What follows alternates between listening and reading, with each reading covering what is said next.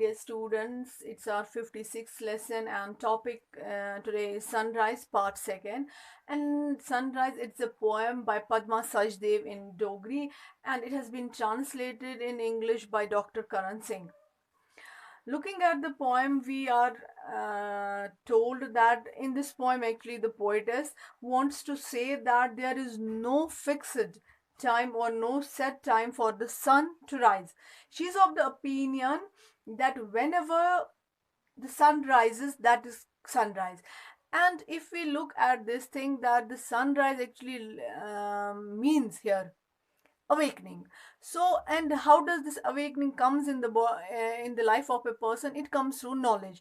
So she's of the opinion, what she wants to tell us, that knowledge leads to awakening, and there is no particular time or particular age or particular space for knowledge, for acquisition of knowledge. Whenever a person gets time, whenever irrespective of age, irrespective of time, irrespective of space, a person should get knowledge, because that knowledge ultimately helps a person to get awakened.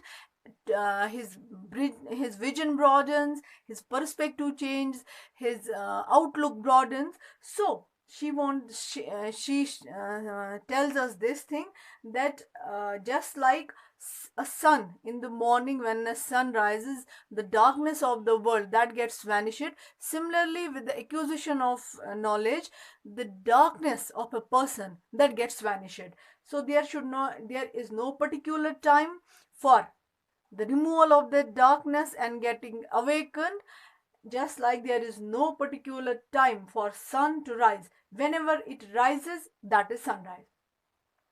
The poem starts with the time we are told about, that it's after 12 p.m. time, because we are told that the sun was descending, and the sun descends after 12 p.m. Up to 12 p.m.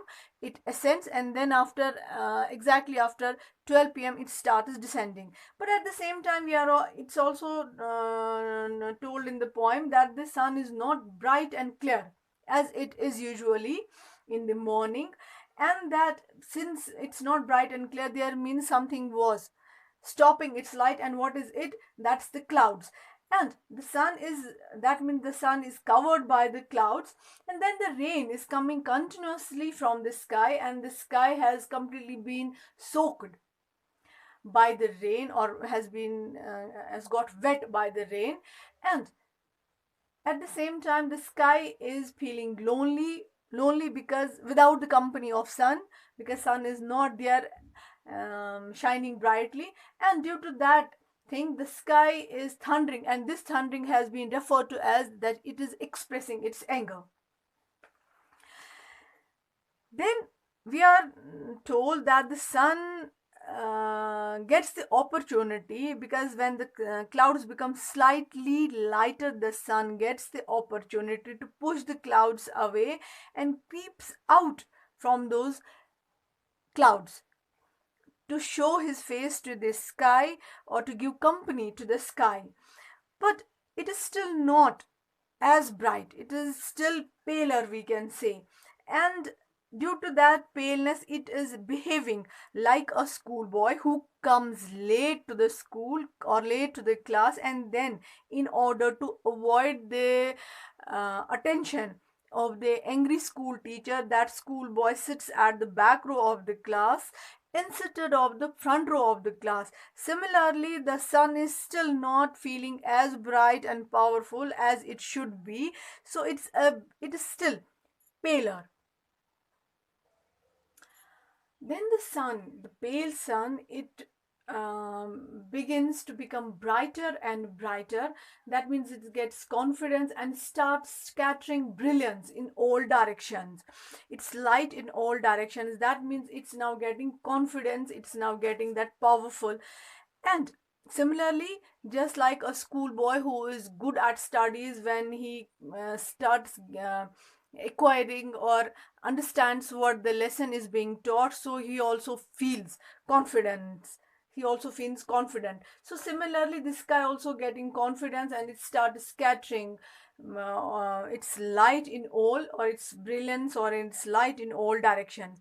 And the sky, we are told that it still behaves unreasonably and is still angry, and then asks the sun the reasonable reasons for coming late, just like a schoolmaster or a school teacher. We say that he or she asks a student, if a student comes late to the class, he asks this reason, and even in a very angry tone, without even inquiring properly what can be the reason.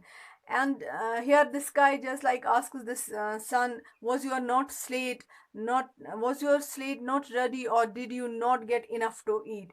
Is this the time for the sun to rise?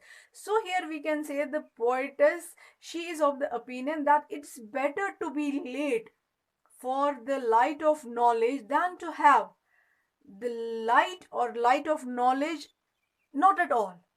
So it is better to be late for this knowledge of light, not than not to have this light at all.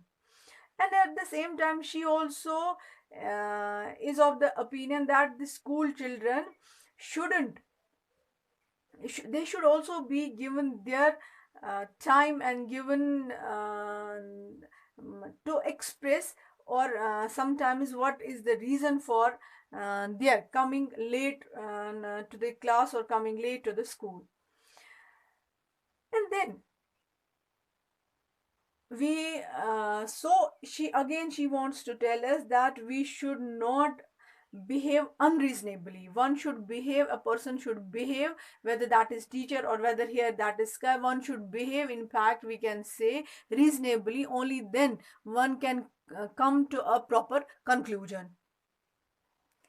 And now the sun, since feeling confident, it answers boldly to the sky, just like a student when he feels confident, he answers boldly to the school teacher that there is no wisdom on the part of the sky to get angry and displeased.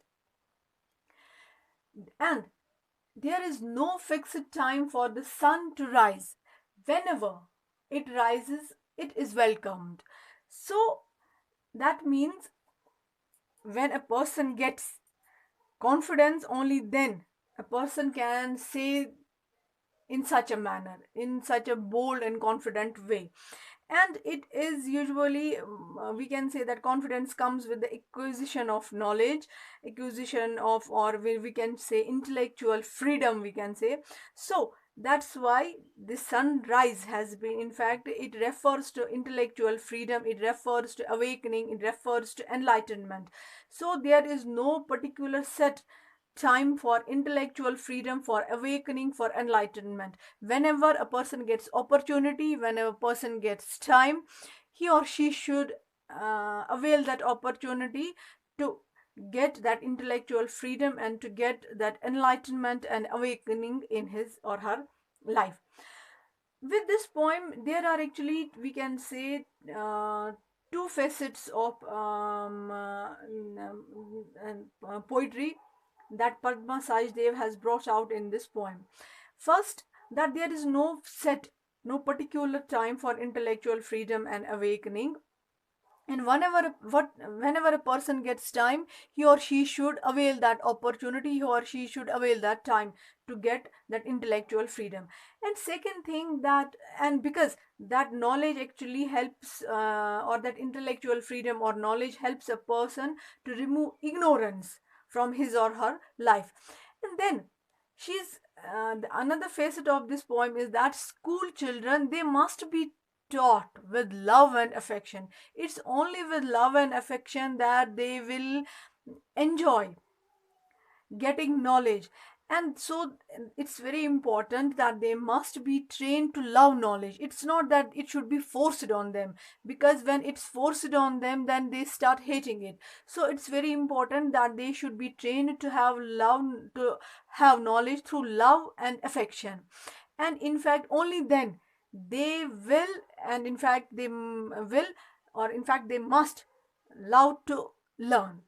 And that is done through affection. So they should be dealt with affection, they should be dealt with care, whether they are children of kinder classes, or whether they are children of school children, they are of higher classes, they should be dealt with affection and care. So this is the overall concept of this poem, and in our next poem we will, in our next lesson, we will discuss this poem, the stanzas of this poem one by one. Thank you very much. This is all for today. Have a great time.